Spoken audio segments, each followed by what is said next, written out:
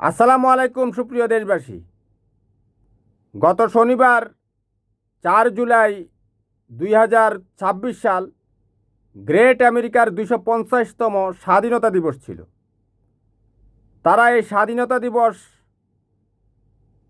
পালন করেছে বাংলাদেশের সংসদ ভবনের দক্ষিণ প্লাজায়, যেটা নিয়ে সারা দেশে একটা তীব্র প্রতিক্রিয়া তৈরি হয়েছে। বিশেষ করে আওয়ামীপন্থীদের তীব্র প্রতিক্রিয়া সৃষ্টি হয়েছে। এটা আর কি, তারা হই হুল্লোড় শুরু করে দিয়েছে, বাংলাদেশের স্বাধীনতা নেই, নিয়ে গেছে, চলে গেছে, বাংলাদেশ আমেরিকার হয়ে গেছে। ওই বিভিন্ন রকমের প্রপাগান্ডা ছড়াচ্ছে আর কি। তো বিভিন্ন রকমের মুখরোচক কথাবার্তা বলছে। আবার কেউ কেউ বলছে যে ভারত বাংলাদেশের বন্ধু, 1971 সালে ভারত বাংলাদেশকে সহায়তা করেছে। ভারত কেন বাংলাদেশের সংসদ ভবনের দক্ষিণ প্লাজায় ভারতের স্বাধীনতা দিবস উদযাপন করতে পারল না? এরকম যুক্তিও আসছে। তবে এক এক করে বলছি, ভারত কেন বাংলাদেশের ভিতরে বা বাংলাদেশের সংসদ ভবনে সে স্বাধীনতা দিবস উদযাপন করতে পারল না? 1971 সালে যে বাংলাদেশ পাকিস্তান ছেড়ে স্বাধীন হয়েছে, ভারতের এত বড় অবদান থাকার পরও কেন তারা পারল না? এটা না পারার একমাত্র কারণ হচ্ছে, ভারত বাংলাদেশের সাথে 1971 সালের পর থেকে তারা বিমাতা সুলভ আচরণ করেছে। হ্যাঁ, তারা 1971 সালে আমাদেরকে সহায়তা করেছে, সেটা ছিল তাদের একটা রাজনৈতিক কারণ। তারা পাকিস্তানকে ভাঙতে চেয়েছিল, সেটা তারা সফল হয়েছে, সার্থক হয়েছে। পাকিস্তানের সাথে লড়াই করে আমরা কিন্তু ভারতকে মুক্ত রেখেছি। যদি দুই পাকিস্তান এক থাকতো, বা পাকিস্তানের শাসন বা শাসকরা যদি বর্তমানে যে পাকিস্তান রয়েছে তাদের মতো যদি কিছুটা একটু আক্রমণাত্মক দেশপ্রেমিক হতো, তাহলে কিন্তু দুই পাকিস্তান একসাথে থাকলে ভারতের কিন্তু কপালে দুঃখ ছিল। এর কারণ হচ্ছে তাদের চরম মুসলিম বিদ্বেষ।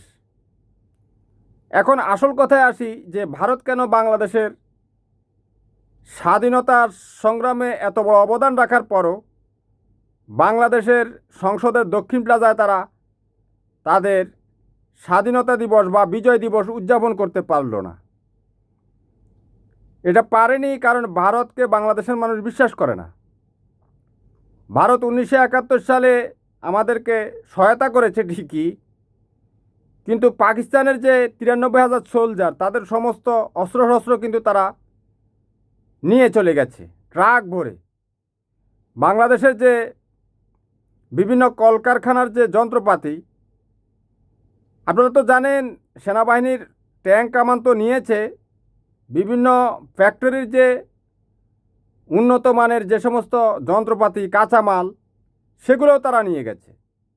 ক্যান্টনমেন্টগুলোতে থাকা এই মানে পিতলের যে লোটাগুলো ছিল, বদনা, যেটা দিয়ে মানুষ শৌচাগারের কাজে ব্যবহার করে, সেটা পর্যন্ত তারা নিয়ে গেছে। এটা বাধা দিয়েছিল আমাদের ওই সময়ের সেক্টর কমান্ডার মেজর জলিল, সেজন্য তাকে কিন্তু গুম করা হয়েছিল। এবং সে ভদ্রলোক কিন্তু মুক্তিযুদ্ধে এত বড় অবদান রাখার কারণেও, যে কিন্তু সরাসরি পাকিস্তানের বিপক্ষে যুদ্ধ করেছে, সে খেতাব পায়নি। ওই যে ভারতের বিরুদ্ধে অবস্থানের কারণে, কারণ ওই সরকারটা ছিল ভারতপন্থী। তারপরও আমাদের ভারতের প্রতি কৃতজ্ঞতা থাকা উচিত ছিল, কিন্তু ভারত আমাদের সাথে বিমাতা সুলভ আচরণ করেছে। যেভাবে গত 54-55 বছর ধরে তারা বর্ডারে আমাদের দেশের নিরীহ মানুষদেরকে গুলু করে হত্যা করছে, এটা কোনো বন্ধুত্ব তো নয়, এটা কোনো সভ্য জাতির বা সভ্য মানুষের কোনো কর্মই হতে পারে না। আপনার যদি কোনো দেশের সাথে বন্ধুত্ব থাকে, তাহলে এত আপনি আপনার বন্ধুর ছেলেকে গুলি করে হত্যা করবেন না, তাই না? ভারতীয়দের চরম মুসলিম বিদ্বেষ, এটার কারণেই কিন্তু ভারতীয়রা বাংলাদেশের মানুষকে হত্যা করে। তাছাড়া তারা আমাদের দেশে এই সময়ে অসময়ে বর্ষাকালে পানি ছেড়ে দিয়ে তারা আমাদের দেশের কৃষিকে বিনষ্ট করে দেয়। আমাদের গরু, ছাগল, হাঁস, মুরগি, মাছ এগুলো সব মারা যায়। আমাদের কৃষকদের ধান, পাট, আখ, গম, তরমুজ, পটল, টমেটো, লাউ এগুলো সব কিন্তু নষ্ট হয়ে যায়। অর্থাৎ আমাদের নিত্য প্রয়োজনীয় জিনিসের একটা সংকট দেখা দেয়। এটা ভারতীয় যে বিমাতা সুলভ আচরণ, তারা আমাদেরকে হিংসা করে, ঘৃণা করে মনে মনে। সেটার বহিঃপ্রকাশ হচ্ছে আমাদের কৃষকদেরকে তারা ধ্বংস করে দিয়ে আমাদের দেশে তারা কৃষি পণ্যের একটা অভাব ঘটিয়ে তাদের দেশে কৃষি পণ্যের উৎপাদন বাড়িয়ে আমাদের কাছে চড়া মূল্যে রপ্তানি করতে চায়। তাছাড়া তারা আমাদের দেশে স্বৈরাচারী অগণতান্ত্রিক যে সমস্ত সরকার রয়েছে সেগুলোকে বসিয়ে রেখে আমাদের দেশটাকে লুট করতে চায়। বিগত 15 বছর 7 মাস তাদের এই ভারতীয়দের জাঙ্গিয়া এজেন্ট শেখ হাসিনা কিন্তু গদিতে ছিল। সে গদিতে বসে বসে কিন্তু এই ভারতীয় 3 রুপির বা 3 টাকার পেঁয়াজ বাংলাদেশে 300 টাকা বিক্রি করে সমস্ত অর্থ ভারতে নিয়ে গেছে। আরও অন্যান্য জিনিস তো আছে, আলু 80 টাকা করেছে, ওই টাকা কোথায় রেখেছে? সে সব ভারতে গচ্ছিত রেখেছে। ভারতপন্থী যে সমস্ত লোকজন, যেমন প্রশান্ত কুমার হালদার, সে এ পর্যন্ত কয়েকশো কোম্পানি খুলে সে নিরাপদে ভারতে প্রায় এ পর্যন্ত 11 থেকে 12 হাজার কোটি টাকা 11 থেকে 12 হাজার কোটি টাকা সে নিয়ে ভারতে নিরাপদে চলে গেছে। সে কিন্তু ভারতীয় নাগরিক, বাংলাদেশেরও নাগরিক। বাংলাদেশের সম্পদ নিয়ে ভারতে রাখতে হলে তো ভারতের একটা নাগরিকত্ব লাগবে, আধার কার্ড লাগবে, ওখানে অ্যাকাউন্ট লাগবে। যেহেতু ধর্মে সে ভারতীয় হিন্দুত্ববাদী, বুঝতে পারছেন, ভারত তো হচ্ছে একটা হিন্দু প্রধান দেশ।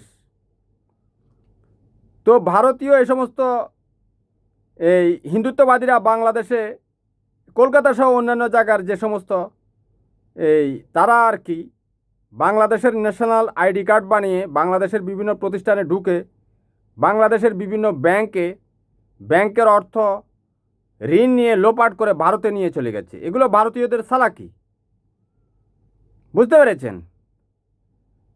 তো এই কারণে ভারতীয়রা বাংলাদেশের মানুষের আস্থা, বিশ্বাস এবং ভরসা অর্জন করতে পারেনি। তাছাড়া বর্ডারে যেভাবে আমাদের মানুষকে তারা নৃশংসভাবে হত্যা করে, বর্ডারে মানুষ যায়, তারা তাদের ফসলাদি চাষ করে, গরু ছাগল লালন পালন করে, কেউ কেউ বিভিন্ন রকমের কিছু কিছু অপকর্মের সাথেও জড়িত, যেমন ওই যে চোরাচালান। তো সেটা তো ভারত থেকে চোরাচালান হওয়ার কারণেই বাংলাদেশের এই পাড়ের মানুষ কিছু চোরাচালানি করে। তো চোরাচালানির অপরাধ কি তাকে একেবারে গুলি করে হত্যা করে ফেলতে হবে? এটা তো কোনো বন্ধুত্বের পরিচয় না। এটা হচ্ছে হিংস্রতা, এটা হচ্ছে অসভ্যতা, এটা হচ্ছে বর্বরতা। তো ভারতীয়রা এটা দশকের পর দশক বাংলাদেশের সাথে করেছে।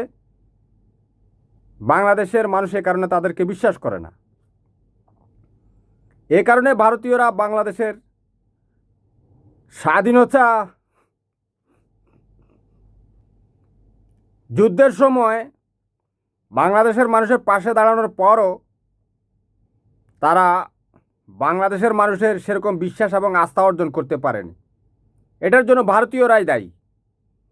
অবশ্য শেখ হাসিনা যে ভারতীয় এজেন্ট, এই জাঙ্গিয়া এজেন্ট থাকলে হয়তো 15 বছর 7 মাস সে কাটিয়ে ফেলেছে ভারতের সহায়তায়। আরও কিছুদিন থাকলে হয়তো ইতিহাস অন্যরকম হতো। আর ভারতীয়রা বাংলাদেশের স্বাধীনতা সার্বভৌমত্বকে অবজ্ঞা করে, সম্মান করে না। তারা তাদের সংসদ ভবনে তাদের ওই যে সম্রাট অশোকের যে অখণ্ড ভারতের মানচিত্র লাগিয়ে দিয়েছে, সেখানে বাংলাদেশ বলতে কিছু নেই। অর্থাৎ সেটা ভারতের ভিতরে ঢুকিয়ে রেখেছে। এছাড়া বাংলাদেশে যে সমস্ত ভারতীয় হিন্দুত্ববাদী যে সমস্ত এজেন্টরা রয়েছে, ওই যে চিন্ময় কৃষ্ণর মতো, চট্টগ্রামের যে চিন্ময় কৃষ্ণ ইসকন সদস্য, তারপরে ওই যে আরেকটা আছে না, ওই যে চক্রবর্তী কিছুদিন আগে বলল, কি নাম তার, নাম তো ভুলে গেছি, চক্রবর্তী তো মনে আছে, যারা বাংলাদেশ থেকে আলাদা প্রদেশ বানিয়ে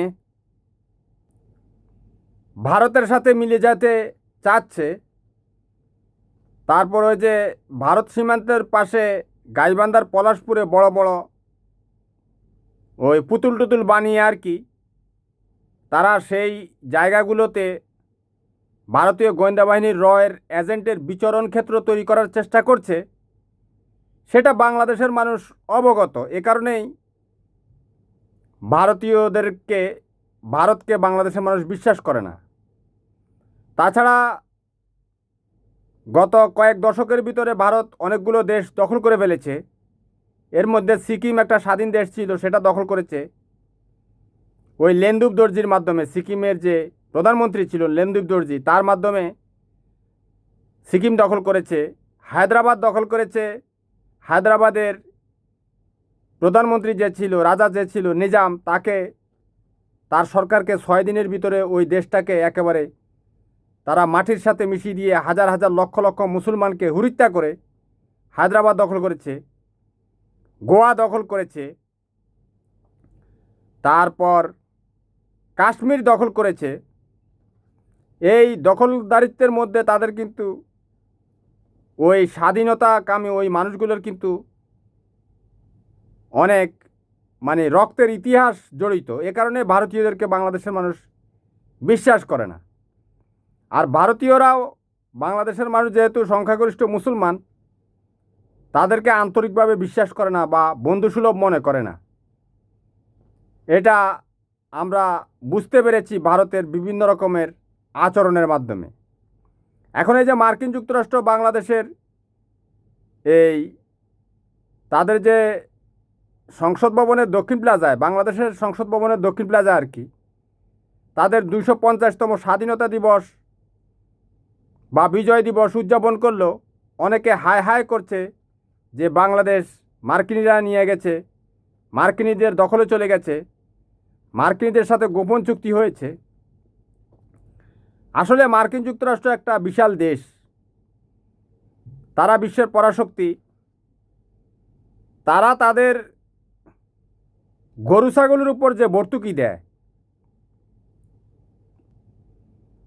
অর্থাৎ পশু সম্পদের উন্নয়নের জন্য আর কি যে ভর্তুকি দেয়, বাংলাদেশের মতো কয়েকটা দেশের বাজেট হবে সেটা, কথা বুঝতে পেরেছেন? তো বাংলাদেশের মতো দরিদ্র দেশ নিয়ে মার্কিন যুক্তরাষ্ট্রের কী লাভ হবে? কোনোই লাভ হবে না। আর এত হাজার হাজার কিলোমিটার দূরে 7 সমুদ্র 13 নদী পার হয়ে বাংলাদেশ তাদের অঙ্গরাজ্য হবে বা বাংলাদেশকে তারা দখল করে নেবে, মার্কিন যুক্তরাষ্ট্রের এত প্রয়োজন নেই। তাদের পাশেই রয়েছে কানাডা, মেক্সিকো। গ্রেট আমেরিকার মিস্টার ডোনাল্ড ট্রাম্প কানাডার প্রধানমন্ত্রী জাস্টিন ট্রুডোকে বলেছিলেন যে কানাডা যাতে মার্কিন যুক্তরাষ্ট্রের অঙ্গরাজ্য হয়ে যায়। সে দখল করলে তার আশেপাশের দেশগুলোই দখল করবে, সেগুলো তো সে করছে না। এত বছর ধরে কানাডা, মেক্সিকো তাদের স্বাধীনতা সার্বভৌমত্ব নিয়ে তারা টিকে আছে। আর ওরা তো অনেক বিশাল বিশাল দেশ, বাংলাদেশের চেয়ে অন্তত 20-25 গুণ বা 30 গুণ এর চেয়েও বড় ওই দেশগুলো, কানাডা বা মেক্সিকো। মার্কিন যুক্তরাষ্ট্রের আয়তন প্রায় 95 থেকে 97 লক্ষ বর্গ কিলোমিটার। বাংলাদেশের প্রায় 60টা দেশের মতো। আমার এখন মনে পড়ছে না আর কি মার্কিন যুক্তরাষ্ট্রের আয়তন কত, তবে এরকমই হবে, 95 বা 97 লক্ষ বর্গ কিলোমিটারের ভিতরেই হবে। তো বাংলাদেশের আয়তন হচ্ছে মাত্র 1,44,000 বর্গ কিলোমিটার। এ দেশের মধ্যে কিছুই নেই, না তেল আছে, না গ্যাস আছে, কিছুই নেই। যেটা সমুদ্রের মধ্যে গ্যাস ছিল সেটা শেখ হাসিনা ভারতকে কন্ট্রাক্ট দিয়ে দিয়েছে, ভারত সেগুলো দখল করে বসে আছে 2012 সাল থেকে, গ্যাস উত্তোলন করেনি। কিন্তু ভারত পাশে তাদের নিজস্ব গ্যাস ক্ষেত্র থেকে গ্যাস উত্তোলন করছে। তারা এগুলো দখল করে রেখেছে যাতে বাংলাদেশ বিশ্বের কোনো কোম্পানির সাথে, বিশ্বের কোনো পরাশক্তির সাথে কন্ট্রাক্ট করে গ্যাস উত্তোলন করতে না পারে। ভারত অর্থাৎ বাংলাদেশেরটা খালি পড়ে থাকলেও পাশ দিয়ে তারা গ্যাস উত্তোলন করে বিলিয়ন বিলিয়ন ডলারের সম্পদ আহরণ করছে। তো ভারতীয় এজেন্ট শেখ হাসিনাকে দিয়ে এগুলো করিয়েছে আর কি। সেটা এখন আস্তে আস্তে ধরা খেয়ে গেছে। এখন মার্কিন যুক্তরাষ্ট্র অনেকে বলছে তারা তো 1971 সালে বাংলাদেশের স্বাধীনতার বিপক্ষে ছিল। হ্যাঁ, এটা সত্যি। মার্কিন যুক্তরাষ্ট্র যেহেতু পরাশক্তিদের একটা খেলা থাকে। এখন যে রাশিয়া ইউক্রেন যুদ্ধ হচ্ছে, সেখানে তো মার্কিন যুক্তরাষ্ট্র রাশিয়ার পক্ষে যায়নি, তারা ইউক্রেনের পক্ষে রয়েছে। পশ্চিমা দেশগুলো, ইউরোপের দেশগুলো ইউক্রেনের পক্ষে রয়েছে। তো মার্কিন যুক্তরাষ্ট্রের যে 1971 সালে বাংলাদেশের বিপক্ষে ছিল, সেটা তারা তো পরাশক্তি, তাদের একটা প্ল্যান থাকে। এখনও তাদের বাংলাদেশ নিয়ে একটা প্ল্যান আছে। 2024 সালের 5 আগস্ট মার্কিন যুক্তরাষ্ট্র বাংলাদেশের পক্ষে দাঁড়িয়েছে। গ্রেট আমেরিকার জনগণ, গ্রেট আমেরিকার সরকার কিন্তু বাংলাদেশের পক্ষে সেভাবে না দাঁড়ালেও তারা তো মুখে অন্তত বলেছে।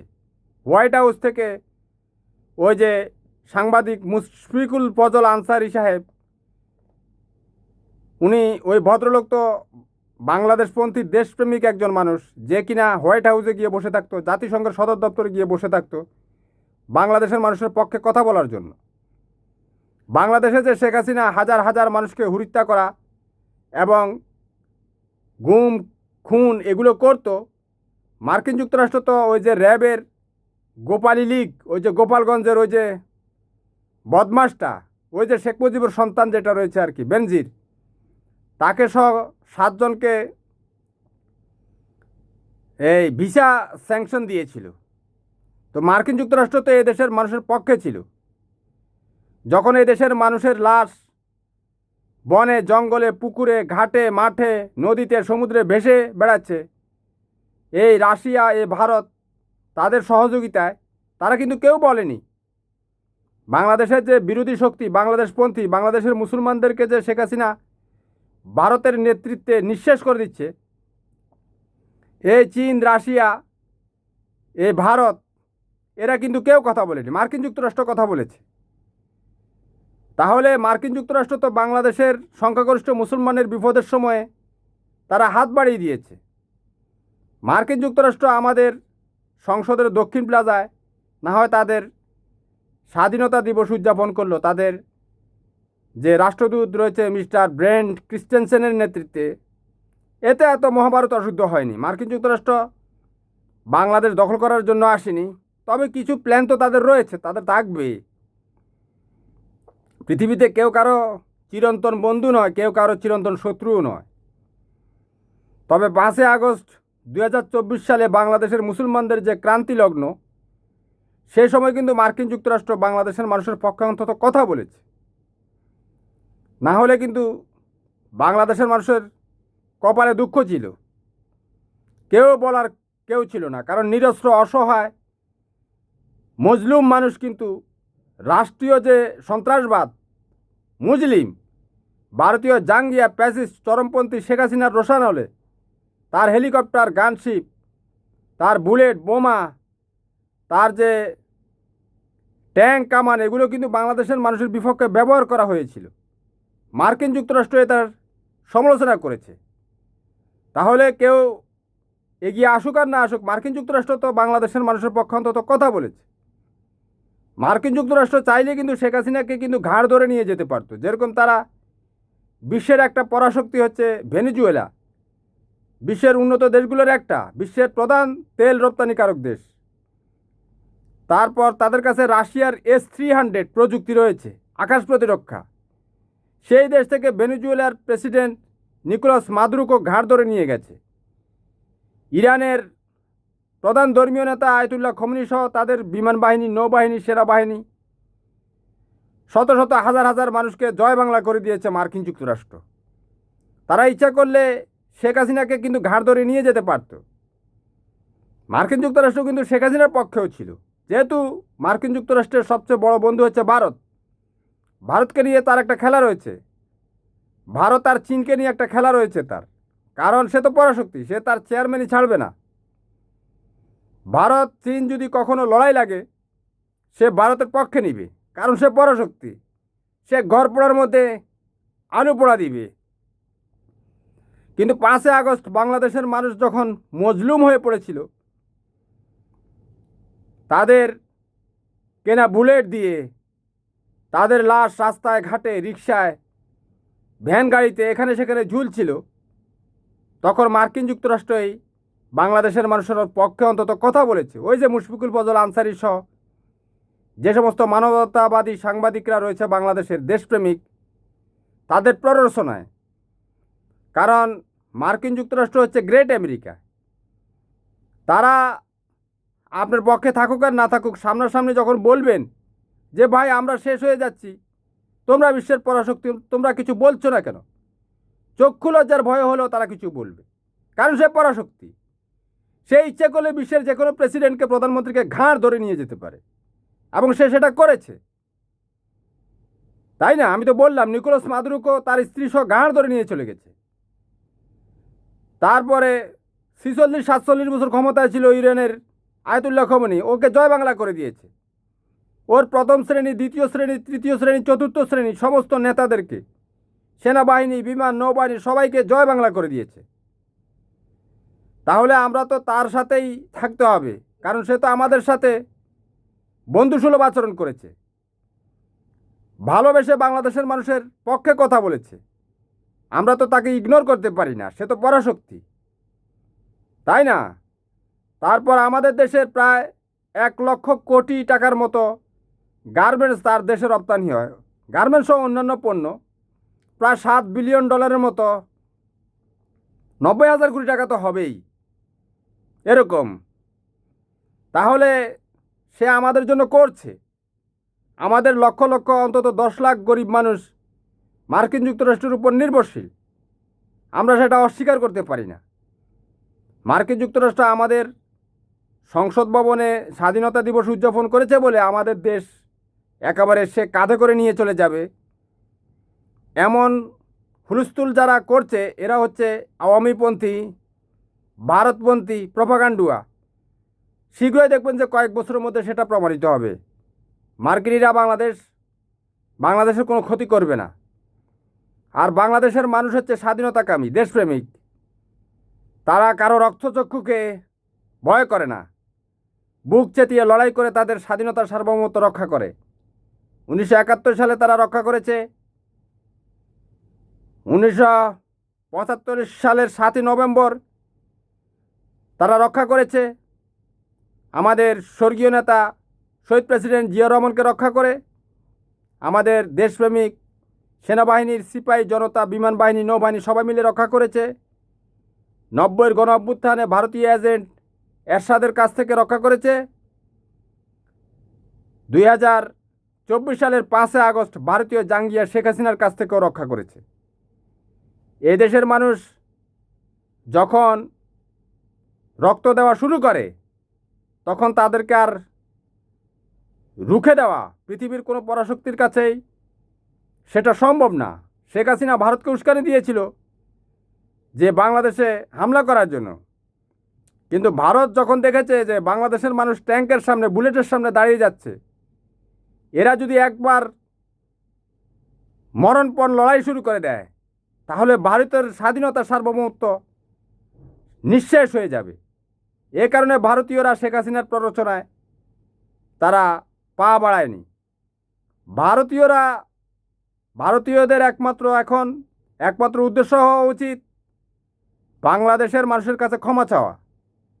কারণ শেখ হাসিনার প্ররোচনায় পড়ে তারা বাংলাদেশের মুসলমানদের উপর যে অত্যাচার করেছে, বাংলাদেশের মুসলমানদেরকে নিয়ে ভারতীয় গোয়েন্দা বাহিনী হত্যা করেছে, এগুলো কিন্তু বাংলাদেশের মানুষ বুঝে ফেলেছে।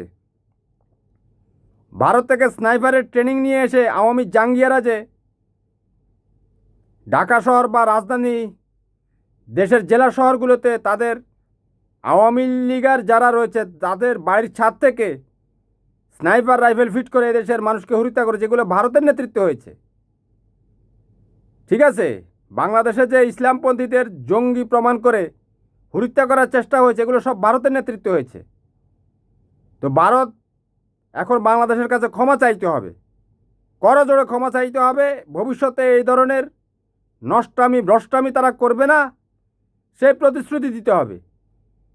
এরপরও ভারতকে মানুষ বিশ্বাস করবে কিনা সন্দেহ রয়েছে, কারণ ভারত তার দেশের মুসলমানদেরকে যেভাবে অকথ্য নির্যাতন করে, বর্ডারে এনে এভাবে দাঁড় করিয়ে দেয় অমানবিকভাবে, নিজ দেশের মুসলমানদেরকে তারা ঘৃণা করে, তারা বাংলাদেশের মানুষকে আত্মিকভাবে ভালোবাসবে এটা বাংলাদেশের মানুষ বিশ্বাস করে না। এ কারণেই ভারতীয়রা বাংলাদেশের 1971 সালের স্বাধীনতা সংগ্রামের সময়, যুদ্ধের সময় সহযোগিতা করার পরও কখনো বাংলাদেশে তাদের স্বাধীনতা দিবসের একটা অনুষ্ঠান করতে পারেনি।